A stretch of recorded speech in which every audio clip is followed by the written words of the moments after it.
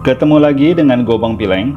Jangan lupa subscribe channel Bang Pileng supaya gue lebih semangat lagi untuk buat video-video selanjutnya, dan terima kasih yang sudah menonton video ini.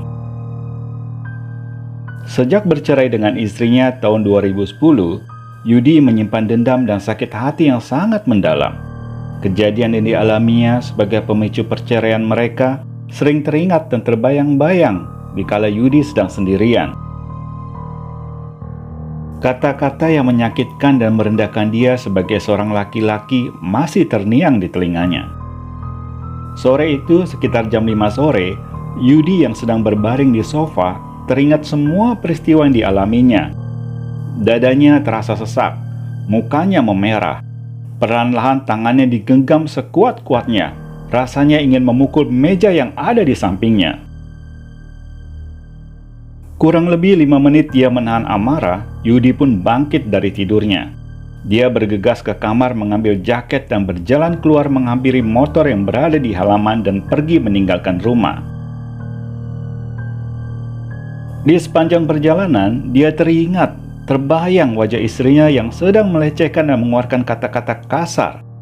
Hilang konsentrasi karena sakit hati membuat Yudi menabrak mobil sedan di sebelahnya.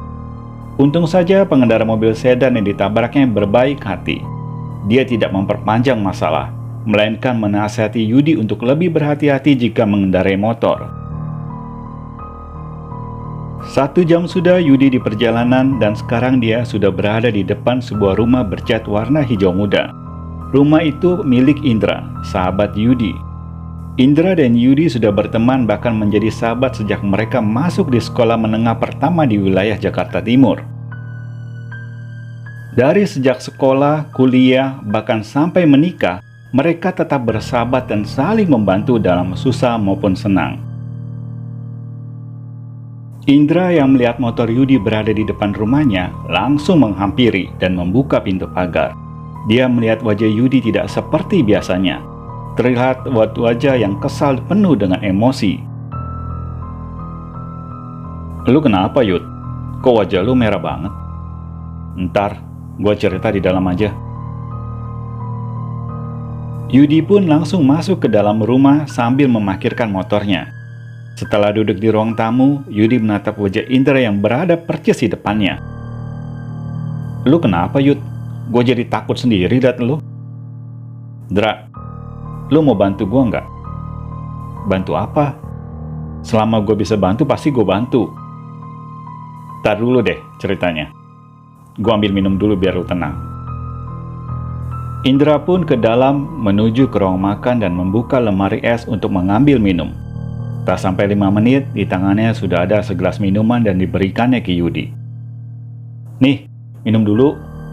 Itu air kelapa. Semalam gue beli. Gue campur sirup biar lebih enak." Yudi pun mengambil gelas yang disodorkan Indra dan meminumnya. "Yud, ngomongnya nggak usah pakai emosi. Santai aja. Semua masalah pasti ada jalan keluarnya. Lu tenang aja. Ngomongnya itu santai, rileks." Mendengar perkataan Indra, Yudi hanya terdiam. Gelas di tangannya didekatkan ke bibirnya. Perlahan-lahan dia meminum kembali air kelapa di gelas itu. Matanya tertunduk dan menatap meja yang berada di depannya dengan tatapan kosong. Ada sekitar 3 menit Yudi tidak berbicara sedikit pun. Indra yang melihatnya itu membiarkan sahabatnya itu tetap terdiam. Tapi karena tak ada suara sedikit pun yang keluar dari mulut Yudi, Indra pun menepuk pundak Yudi. "Malah bengong. Lu mau ngomong apa?" Yudi pun tersentak kaget. Gue ragu ngomong ke lu. Lu gak bakal nolong gua kali ini." "Ya lu ngomong dulu. Gimana mungkin bisa tahu kalau gua gak mau nolong lu? Lu aja belum ngomong," jawab Indra dengan nada sedikit kesal. "Dra, sampai detik ini gua ada di sini. Gua masih sakit hati, Dra, sama istri gua. Gua mau bikin perhitungan sama dia." "Yud, lu maafin aja istri lu. Mungkin bukan jodohnya. Ikhlasin aja, Yud." "Indra, lu bisa ngomong gitu karena lu belum nikah. Coba kalau lu kayak gua, istri pergi sama cowok lain cuma karena alasan gak bisa hidup susah. Siapa yang gak sakit hati, Indra? Belum lagi dia hina gua. Dia bilang gua miskin, gak bisa bagian istri. Yang lebih nyakitin tuh dia udah selingkuh selama 1 tahun. Selama ini gua pikir dia jujur, Indra. Indra pun hanya terdiam. Dia mengusap-ngusap pundak Yudi untuk memberikan ketenangan, karena terlihat sahabatnya itu begitu emosional. Terus, apa yang bisa gue bantu, Yud? Gue pengen lu temenin gue keluar kota. Gue pengen ketemu orang yang bisa balas sakit hati gue. Siapa yang bisa balas sakit hati lu? Tanya Indra kebingungan. Gue udah dikasih alamat sama teman gue. Ada orang yang bisa bikin istri gue sengsara nanti. Maksud lu? Lu mau santet istri lu? Iya, betul. Kenapa? Jawab Yudi dengan nada emosi dan mata melotot menatap Indra. Sadar, Yud. Setan apa yang masuk badan lu? Ngapain juga lu balas dendam? Semua udah ada yang atur, Yud. Lu kayak gak punya Tuhan aja. Serahin semua hidup lu ke Tuhan. Jangan ngandelin emosi. Marah itu sifat setan, apalagi sampai dendam. Gua cuma minta lu temenin gua aja, Indra. Tolong, Dra, temenin gua.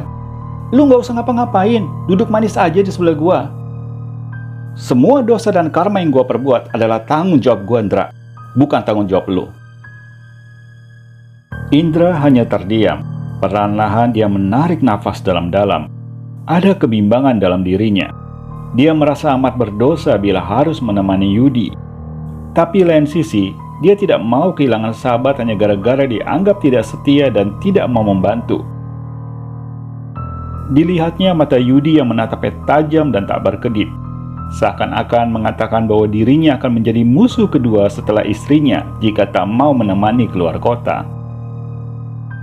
Oke, gue temenin lu, Yud. Tapi ingat ya, gue gak ikut campur apapun yang terjadi kelak sama istri dan keturunan lu. Di sini, gue hanya sebagai sahabat lu, Yud. Sahabat yang temani lu dalam perjalanan.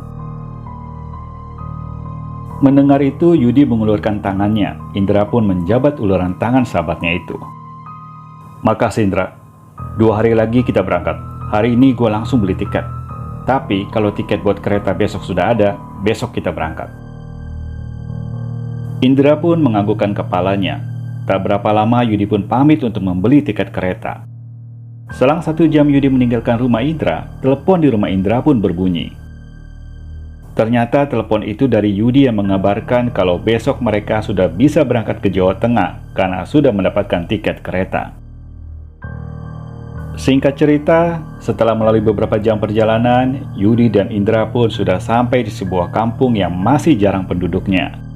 Dari perkampungan itu mereka menyewa ojek untuk naik ke atas perkampungan yang terletak di kaki gunung. Di saat Yudi menyebut nama seseorang untuk diantarkan ke rumahnya, tukang ojek pun itu langsung tahu nama laki-laki yang disebut Yudi. Laki-laki yang disebut Yudi sudah terkenal di kampung itu, walaupun tempat tinggalnya masih jauh di kaki gunung. Namanya Pak Karjo. Dia dikenal sebagai dukun di daerah situ. Setelah 1 jam lebih perjalanan, mereka pun sampai di depan rumah yang sederhana, terbuat dari bambu dan kayu-kayu yang sudah terlihat tua.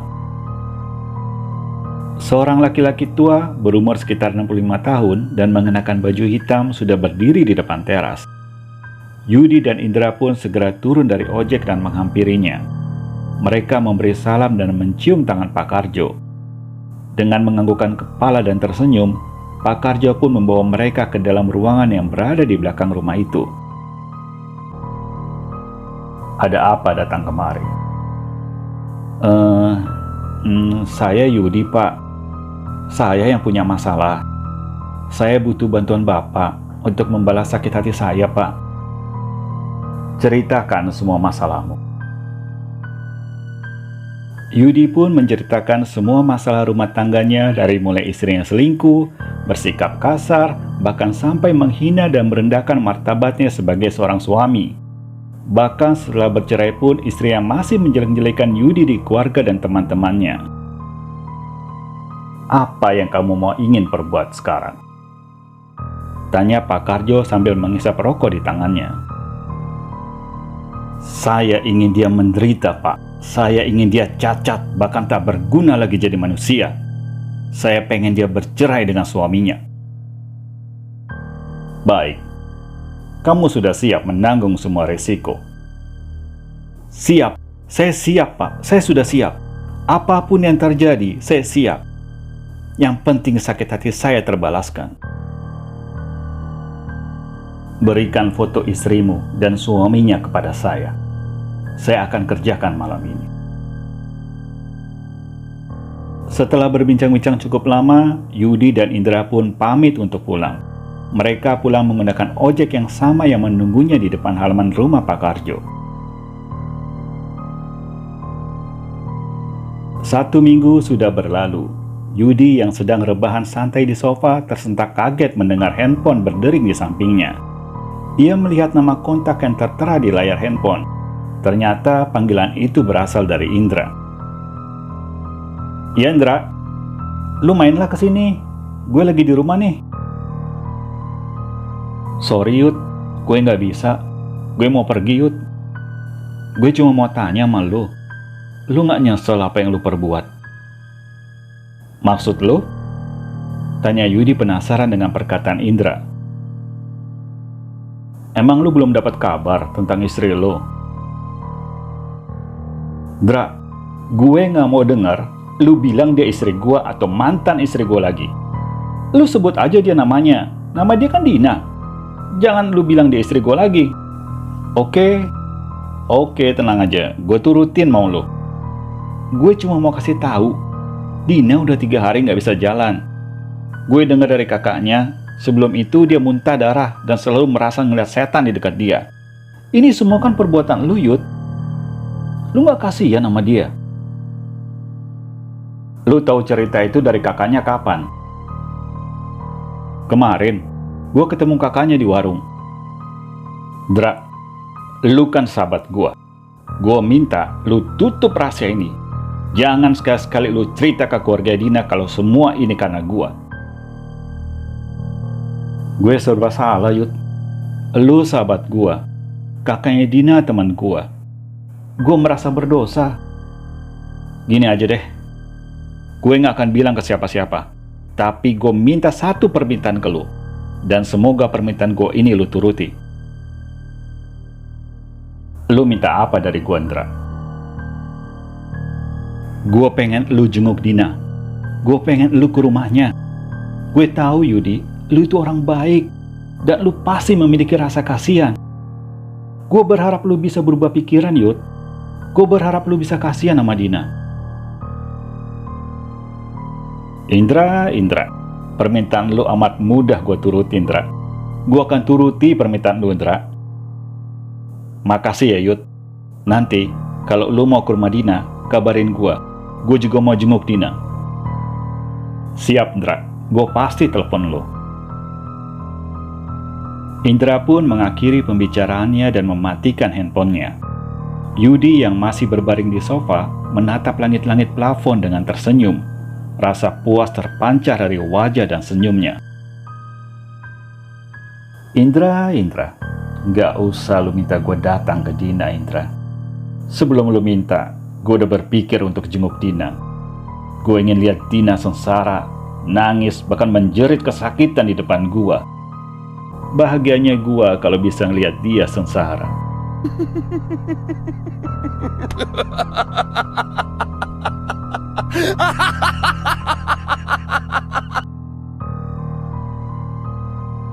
Tiga hari sejak Indra mengajak Yudi untuk menjenguk Dina, akhirnya mereka berdua datang ke rumah Dina dengan mengendarai motor milik Yudi. Ternyata Dina dan suami barunya masih tinggal satu rumah dengan orang tuanya Dina. Di teras rumah duduk seorang wanita setengah baya yang sedang melamun. Lamunannya terhenti ketika motor Yudi tepat berada di depan pagar. Wanita itu pun berjalan menghampiri pintu pagar dan membukanya. Yudi, apa kabar, Nak? Ibu, saya baik, Bu. Ibu gimana kabarnya? Tanya Yudi kepada wanita itu yang merupakan ibunya Dina. Ibu baik, Nak. Dina yang sakit. Kamu tahu kalau Dina sakit? Iya, Bu. Makanya saya kemari, mau lihat Dina. Saya tahunya juga dari Indra. Yudi dan Indra pun masuk ke dalam mengikuti ibu menuju kamar Dina. Di kamar, di atas ranjang, Dina berbaring kaku.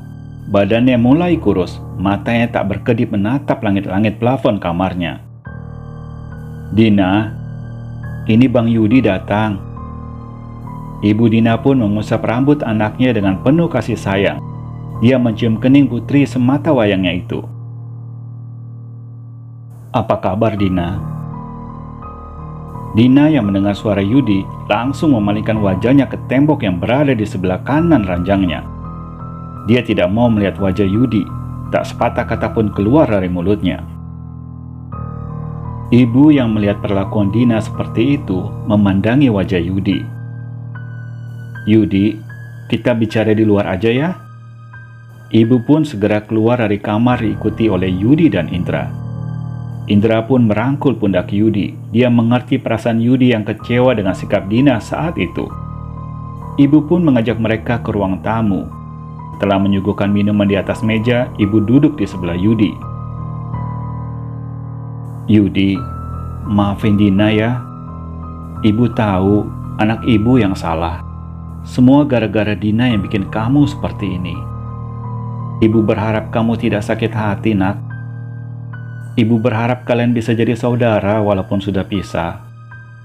Tapi ibu juga nggak ngerti kenapa sikapnya Dina seperti itu sama kamu. Maafin Dina ya, Yudi. Nggak apa-apa, Bu. Yudi anggap Dina itu seperti adik sendiri kok.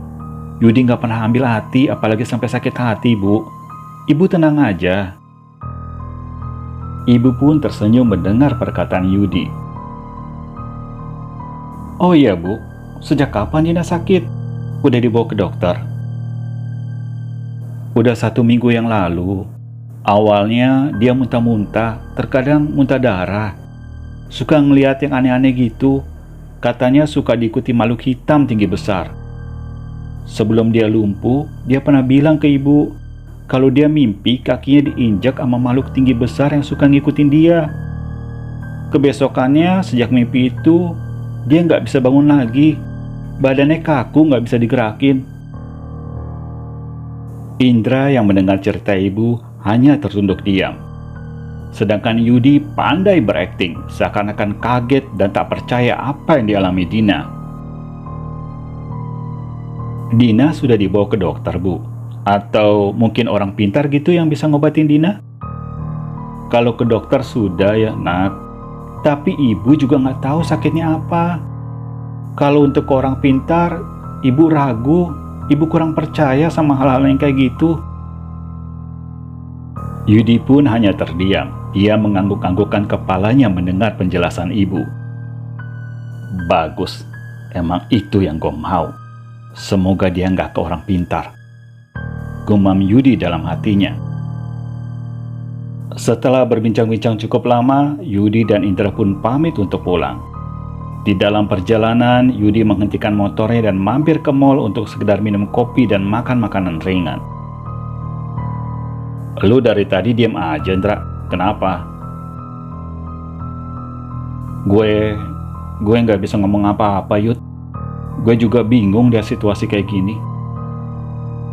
Indra, kalau lu jadi gua, gimana perasaan lu waktu gua tanya kabar Dina, tapi dia malah buang muka? Tanya Yudi sambil meminum segelas kopi di tangannya. Iya, gue paham. Gue juga pasti sakit hati lah. Makanya gue bilang sama lu, gue bingung dengan situasi ini. Gue nggak bisa ngomong apa-apa. Tapi gue puas, Indra. Lihat Dina cuma bisa berbaring di ranjang. Wanita itu udah gak berguna lagi. Gue tinggal tunggu kabar dia dicerain sama suaminya. Itu yang gue tunggu-tunggu. Yudi pun tersenyum sambil menatap mata Indra. Indra pun hanya terdiam. Dia tahu kalau sahabatnya itu sudah memiliki dendam yang amat dalam. Waktu terus berlalu. Sudah 2 minggu Dina sakit dan malam itu Dina tidak seperti biasanya. Dia berteriak-teriak histeris seperti melihat sesuatu. Tangannya menjambak-jambak rambutnya sendiri, dan bahkan terkadang mulutnya menggigit tangannya hingga luka dan berdarah. Malam itu juga Dina dibawa ke rumah sakit, dan atas kesepakatan keluarga, Dina dirawat di rumah sakit jiwa. Semua itu dilakukan pihak keluarga untuk menjaga keselamatan jiwa dan badan Dina yang terlihat semakin kurus dan banyak luka gigitan di tangannya. Semakin parah sakitnya Dina, akhirnya sampai juga ke telinga Yudi. Informasi itu didapat dari Indra langsung. Yudi yang mendengar itu pun merasa sangat puas.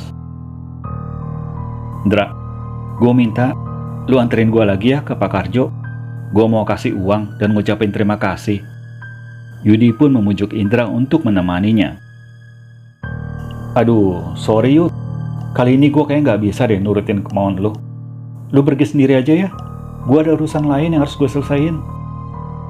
"Kenapa? Lu takut?" tanya Yudi sinis. "Bukan takut.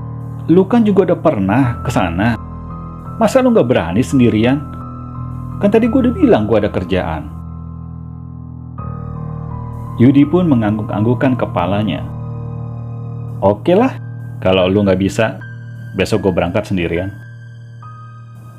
Malam sekitar jam 8, Indra yang tadinya berbaring di atas ranjang, tiba-tiba bangun dan duduk di pinggir ranjang. Wajahnya seperti memikirkan sesuatu. Dia menutupi wajahnya dengan kedua tangan.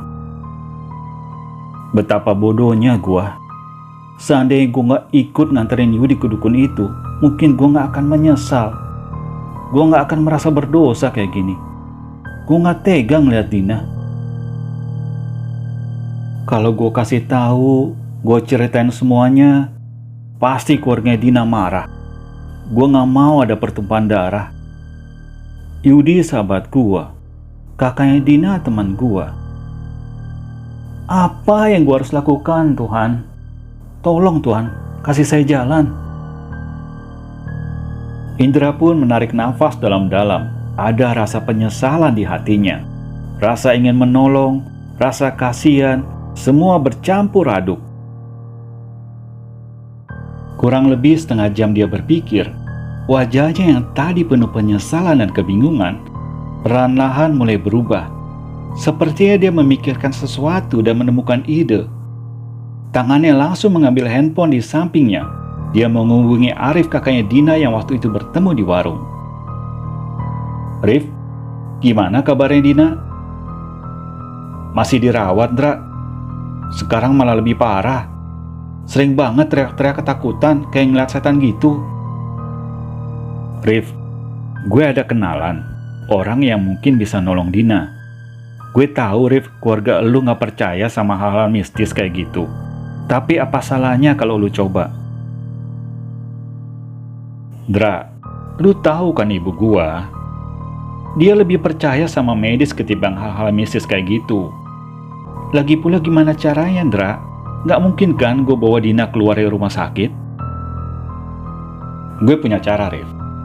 Nanti orang yang mau gue kenalin itu namanya Bang Hendra.